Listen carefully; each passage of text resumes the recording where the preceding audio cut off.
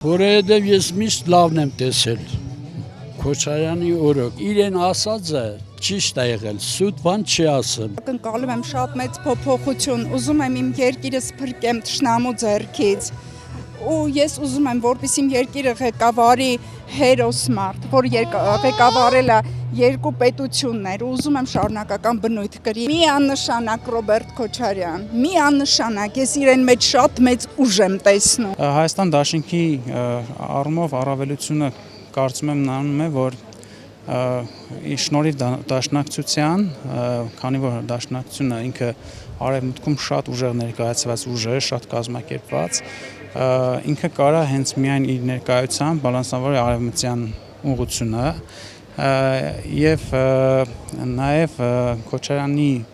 անցած ուղին եւ այդ ընթացքում ձեռք բերած վստահությունը շատ կարևոր նախադրյալ է, որ